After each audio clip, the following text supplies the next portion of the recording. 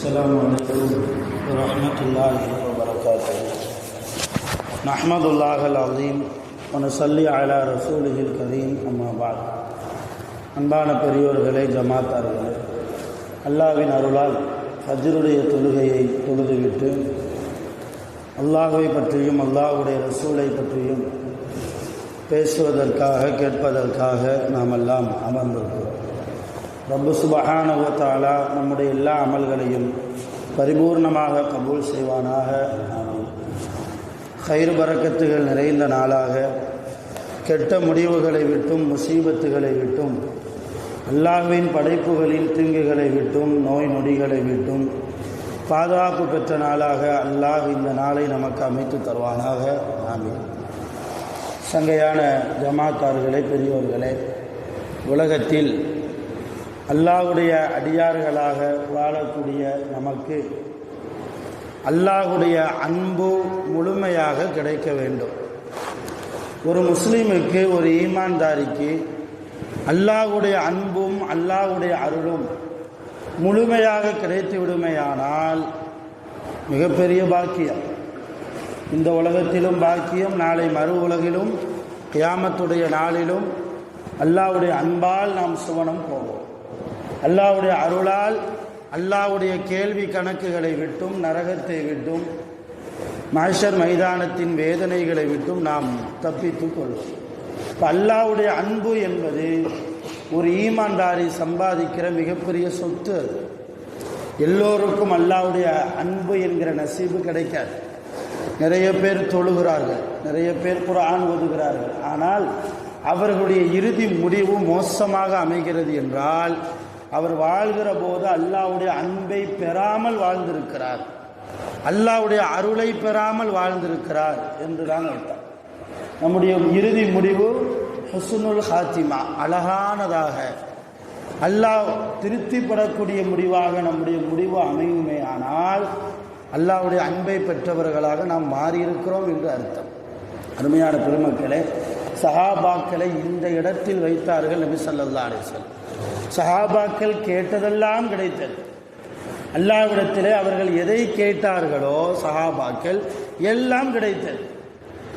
துஆ ஒப்புக்கொள்ளப்படக்கூடிய சஹாபிகளாக ரசூலுல்லாஹ்வுடைய தோழர்கள் இருந்தார்கள். ரசூலுல்லாஹ் அப்படி உருவாக்கினார்கள்.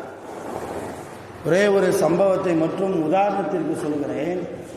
பத்ர் போர்க்களம் முடிந்ததற்கு பின்னால் சில நாட்கள் கழித்து நபி ஸல்லல்லாஹு அலைஹி வஸல்லம் மதீனாவில் ஒரு 10 பேர் கொண்ட ஒரு சஹாபாக்கள் குழுவை மக்காவிற்கு அனுப்பி வைக்கிறார்கள். எதற்காக என்றால், மக்காவினுடைய நிலைமை என்ன, நம் பத்ரிலே மக்காவாசிகள் தோற்று போயிருக்கிறார்கள், மறுபடியும் வருவார்களா, போருக்கு தயாராகிறார்களா என்பதை அறிந்து வருவதற்காக ஒரு 10 பேர் கொண்ட ஒரு சஹாபாக்கள் கொண்ட ஒரு சின்ன குழு.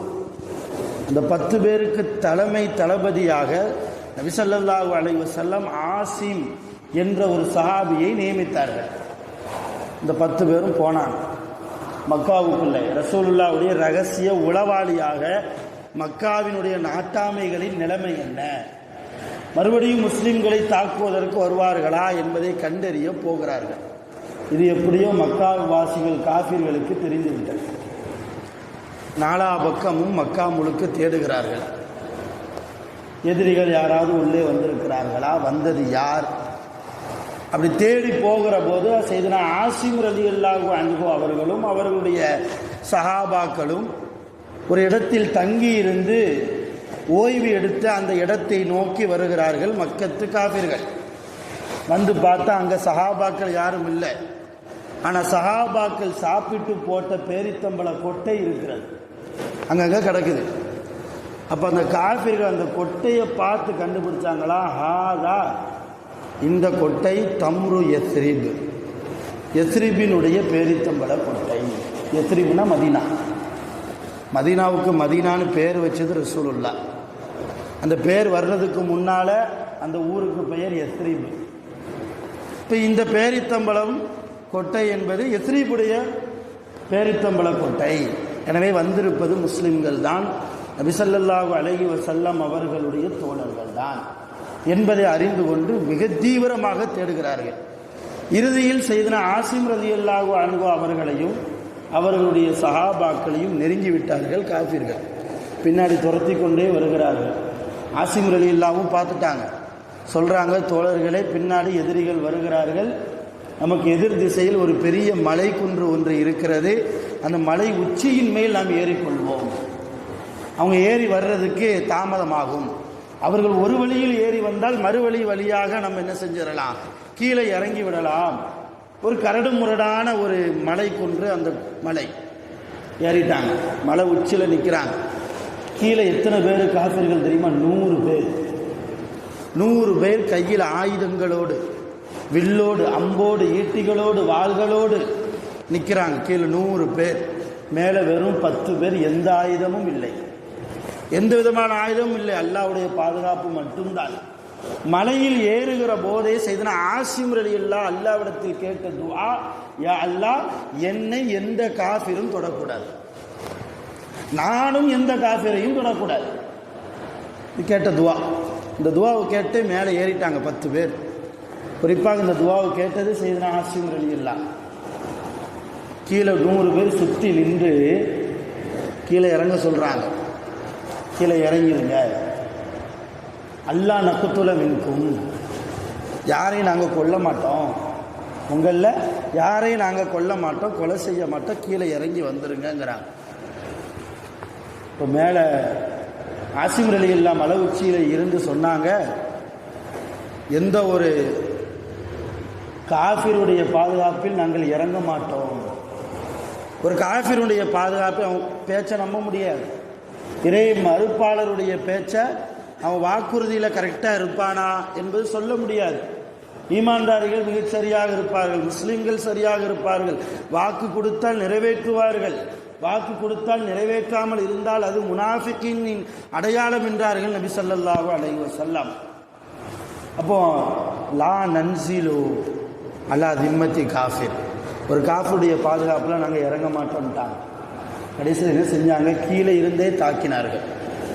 கீழே இருந்தே தாக்கினாங்க. சுற்றி நின்று கொண்டு வில்லை வைத்து அம்பை வைத்து குறிபார்த்து 10 பேரையும் தாக்கினாங்க. அதில் 7 பேர் ஷஹீத், 7 பேர் ஸ்பாட்லேயே வஃபாத் ஆகிவிட்டார்கள். 3 பேர் தான் கைது செஞ்சு கொண்டு போனாங்க. அந்த 7 பேர் ஷஹீத் ஆகிற போது செய்தனா ஆசிம் ரலியல்லாஹு அல்லாஹ்ட்ட மறுபடியும் ஒரு துவா கேட்டாங்க. மலை உச்சியில் நின்று, அல்லாஹும்ம அஹ்பிர் அன்னா நபியக்க முஹம்மதன் ஸல்லல்லாஹு அலைஹி வஸல்லம், யா அல்லாஹ், இந்த நிலைமையை உன் நபி முஹம்மது ரசூலுல்லாஹ்வுக்கு தெரியப்படுத்திடு. நாங்கள் எப்படிப்பட்ட நிலைமையில் இங்கே இருக்கிறோம் என்பதை ரசூலுல்லாஹ்வுக்கு நீ தெரியப்படுத்திடு. இந்த ஹதீஸ் புகாரியில் வருது. புகார் ரஹ்மத்துல்லாஹ் இந்த ஹதீஸை தொடர்ந்து எழுதுகிறாங்க. இங்கே ஆசிம் ரலியல்லாஹு இப்படி அல்லாஹ்ட்ட துஆ கேட்கும்போது அங்கே மதீனாவில் முஹம்மது ரசூலுல்லாஹ் சஹாபாக்களுக்கு சொல்கிறார்கள், இதோ மக்காவின் மலை உச்சியில் இருந்து ஆசிம் எனக்கு சலாம் சொல்லி அனுப்பியிருக்கிறார், அல்லாஹ் எனக்கு சலாம் சொல்லிவிட்டான், ஆசிம் ரலியல்லாஹுடைய சலாமை அல்லாஹ் எனக்கு எத்தி வைக்கிறான், ஆசிம் ரலியல்லாஹு இப்பொழுது ஷஹீதாகி விட்டார்கள். ரசூலுல்லாஹ் இங்கிருந்து அறிவிக்கிறாங்க. யோசிக்கிறோம், இதெல்லாம் எந்த தொலை தொடர்பு, எந்த வாட்ஸ்அப்பு, ஃபேஸ்புக்கு, எந்த ஃபோன் எதுவுமே இல்லாத காலம் அது. எப்படி முடிஞ்சுது?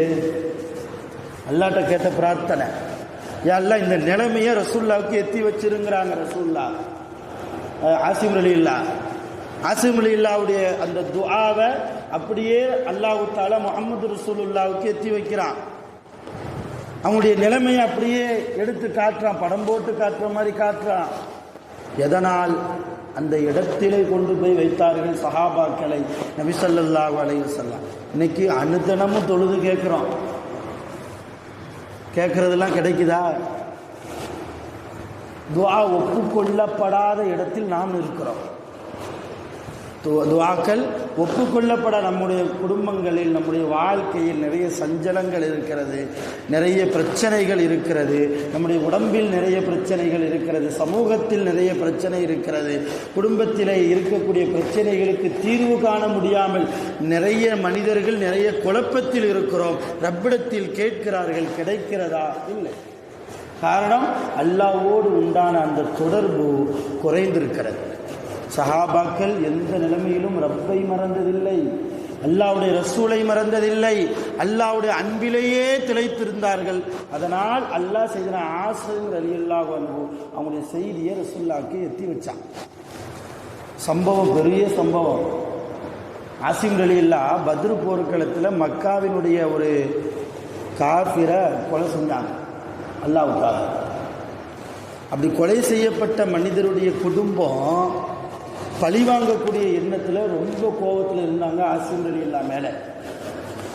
இப்போ ஆசிம் ரலியல்லாஹ் இங்கே மக்காவில் வச்சு கொலை செய்யப்பட்டாங்க எதிரிகளின் மூலமாக என்பதை ஆசிம் ரலியல்லாஹ்வால் கொலை செய்யப்பட்ட மனிதருடைய குடும்பங்கள் கேள்விப்பட்டதும் எப்படியாவது ஆசிமுடைய பாடியை கொண்டு வந்துருங்கன்னாங்க.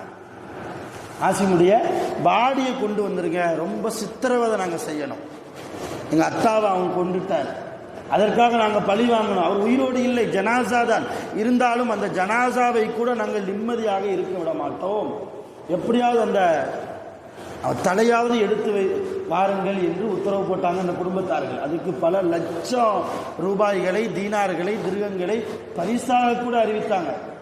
இதை கேள்விப்பட்ட சில காபிர்கள் ஆசிம் ரலியல்லாஹுடைய ஜனாசாவை பார்க்க போனாங்க. அல்லாஹ்வுடைய ஏற்பாடை பாருங்க, பார்த்துட்டாங்க. இதுதான் ஆசிம், தலையை கொண்டு போனால் லட்சக்கணக்கான தீனார்கள் கிடைக்கும். இந்த குடும்பத்தார்கள் மூலமாக அல்லாஹ் என்ன செஞ்சான் தெரியுமா? தேனீக்களை கொண்டு பாதுகாத்தான். திடீரென்று எங்கிருந்தோ வந்தது தேனீக்கள். ஆசிம் ரலியல்லாஹுடைய ஜனாசாவை அப்படியே மூடிக்கொண்டது லட்சக்கணக்கான தேனீக்கள். அந்த காஃபிரில் ஒருவர் மிக தைரியமாக தேனி தானே பற்றி விட்டுட்டு ஜனாசாவை எடுத்துடலான்ட்டு பக்கத்தில் போனார். அது லேசாக ஒரு கொட்டு தான் கொட்டுச்சு. ஒரு தலை அளவுக்கு முகம் வீங்கி விட்டது. ஒரு தலை அளவுக்கு முகத்தின் ஒரு பகுதி, இந்த சைடு அப்படியே வலது சைடு அப்படியே பெருசாக வீங்கி போச்சு. அவர் கொட்டு வாங்கியவர் சொன்னார், இது சாதாரணமான தேனி கொட்டியதாக இல்லை. அல்லாமா ஐனி ரஹ்மத்துல்லாஹி அலைஹி இந்த ஹதீஸிற்கு விளக்கம் தருகிற போது, அந்த தேனீக்கள் படை ஜுந்தும் மின் ஜுனூதில்லாஹ், அது அல்லாஹ்வுடைய பட்டாளங்களிலிருந்து ஒரு பட்டாளம், அல்லாஹ்வுடைய படைகளிலிருந்து ஒரு படை, அந்த தேனீக்களின் படை. எதனால் அல்லாஹ் அப்படி பாதுகாத்தான்? மலை உச்சியில் ஏறும்போது அவங்க கேட்டாங்களே ஒரு துவா, யா அல்லாஹ் காஃபிர்கள் என்ன தொடக்கூடாது, என் ஜனாசாவையும் தொடக்கூடாது, நானும் எந்த காஃபிரையும் தொடக்கூடாது. அந்த துவாவை எல்லாம் அங்கே அங்கீகரிக்கிறார். ஆசிம் ரலியல்லாஹ் இறந்ததற்கு பின்னாலும் ஆசிம் ரலியல்லாஹுடைய ஜனாசாவை தேனீக்களின் மூலமாக அல்லாஹ் பாதுகாக்கிறான் என்றால், அருமையான பெருமக்களே, இதுதான் அல்லாஹ்வுடைய அன்பு, இதுதான் அல்லாஹ்வுடைய அருள். நாம் வாழ்கிற போது மாத்திரமல்ல, நாம் இறந்ததற்கு பின்னாலும் அல்லாஹ்வுடைய அன்பும் அல்லாஹ்வுடைய அருளும் பெற்ற மேன்மக்களாக நம்மை நாம் மாற்ற வேண்டும். அதுக்கு என்ன செய்யணும்? முஹம்மது ரசூலுல்லாஹுடைய வழியில் நடக்கணும். ரசூலுல்லாஹி ஸல்லல்லாஹு அலைஹி வஸல்லம் என் ரசூல் இப்படி பேசினார்கள், என்னுடைய ரசூல் இப்படி நடந்தார்கள், மனைவிக்கு முன்னால், பெற்றோர்களுக்கு முன்னால், சகோதரர்களுக்கு முன்னால், ஈமானிய சொந்தங்களுக்கு முன்னால், ஜமாத்தார்களுக்கு முன்னால், மாற்று மத சகோதரர்களுக்கு முன்னால் எப்படியெல்லாம் நடக்க சொன்னார்களோ, சாப்பிடுவதிலிருந்து இரவு தூங்குகிற வரைக்கும், கழிவறைக்கு போகிற வரைக்கும் எல்லாமே A to Z ரசூலுல்லாஹி ஸல்லல்லாஹு அலைஹி வஸல்லம் அவருடைய வாழ்க்கை நம்முடைய வாழ்க்கையாக மாறினால் அல்லாஹ்வுடைய அன்பு கிடைக்கும். அதெல்லாம் சாத்தியமா? ஹஜ்ரத், சாத்தியம்தான், முடியும். சஹாபாக்கள் சாத்தியப்படுத்தி காட்டினார்கள், இமாம்கள் சாத்தியப்படுத்தி காட்டினார்கள், அல்லாஹ்வுடைய இறை நேசர்கள் இன்றும் சாத்தியப்படுத்தி கொண்டிருக்கிறார்கள். நம்மால் ஏன் முடியாது? ஷைத்தான்கள் வருவாங்க. அல்லாஹ்விடத்தில் நாம் துஆ கேட்டியா, அல்லாஹ் உன் அன்பை கொடு கேட்கணும். துஆல நிறைய கேட்கணும். எல்லாம் 2 வீடு கட்டணும், 2 மாடி வச்சு கட்டணும், நிறைய பேங்க் பேலன்ஸ் வேணும். வீட்டம்மா அதை கேட்குறா, இதை கேட்குறா, எதுவுமே இல்லை, எல்லாம் வாங்கி கொடுக்கணும், ரிஸ்க்கை கொடு, எல்லாம் கேட்குறோம்.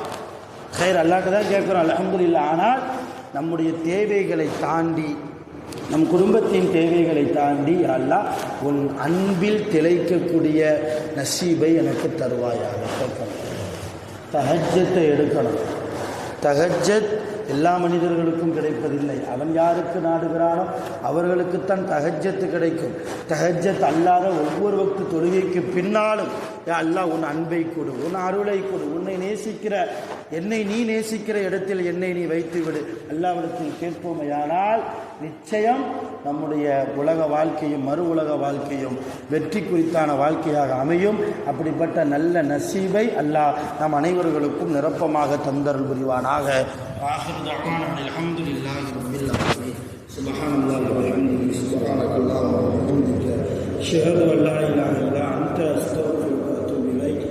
ஆமீன். சுப்ஹான ரப்பிக ரப்பில் இஸ்ஸத்தி அம்மா யசிஃபூன்.